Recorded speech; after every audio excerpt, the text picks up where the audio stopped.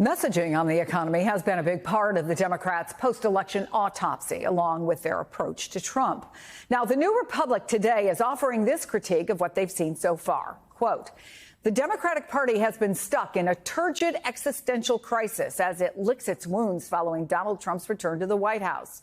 To the extent that Democrats have responded, it's only been to forsake the role of a nominal opposition party.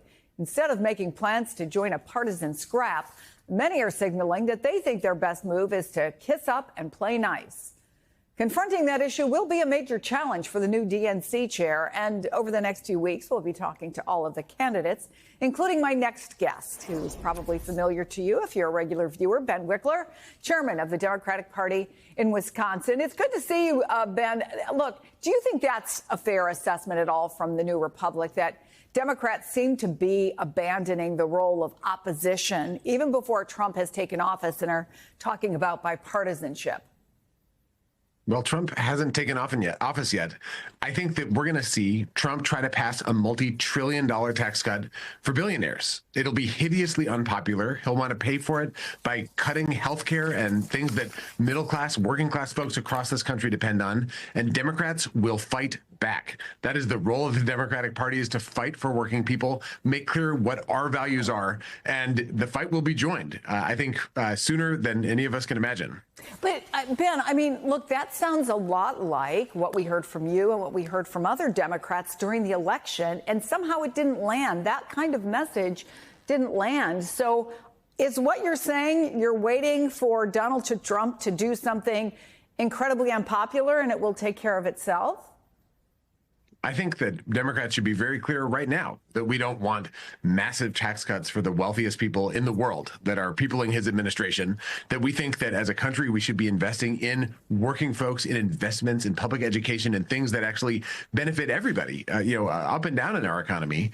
And I also think that that message is unlikely to break through fully until people see what it is Trump is going to try to do. This happened in 2016. Trump ran for president, and it didn't quite feel real that he was going to try to take away health care from tens of millions of people until the bill started moving.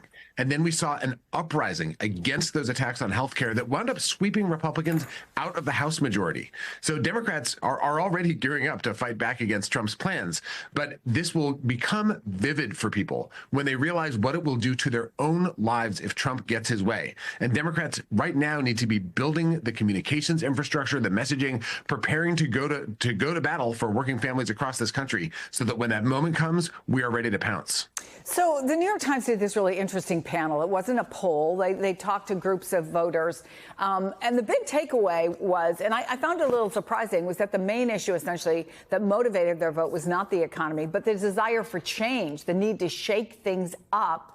And so do you worry that they're going to give Donald Trump a little leeway? Because, frankly, sometimes when things get announced or start to be implemented, it takes a while for their real impact to be felt, right? I mean, Joe Biden's essentially making an argument that the positive impact of his economic policies are going to be benefiting Donald Trump. But going back to my original question, would it be wrong to think that the number one thing that Democrats face is economic messaging when it's the desire for change and Trump represents that change? Well, I think Trump does represent change. It'll turn out very quickly to not be the kind of change that people actually want to see in their lives.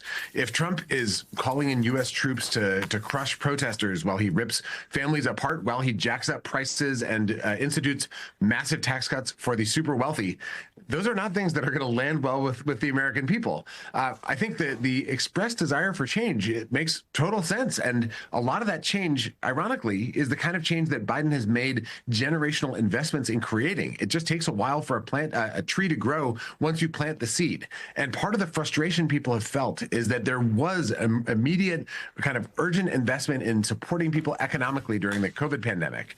That did make a difference in people's lives to help them through one of the darkest times in our country's history. And then that slid away as prices rose. So that feeling that so many working families have that they have less to use to try to cover prices that are higher, that's a real economic pain point. And the thing is that Trump is not actually proposing anything that would solve it. So I think as we go forward, we have to be clear as Democrats that we understand that pain and frustration, that we understand that housing's too expensive, that we understand grocery prices are out of reach, that we know people want to join a union and so often cannot, and that we're going to fight for them on all those fronts. And we should I have also to make let clear. that be the last word, Ben, All right. but I know you'll be back, so we'll have a chance to talk about it again. Thank you. Ben Wickler, chairman of the Wisconsin Democratic Party, running for chairman of the National Democratic Party.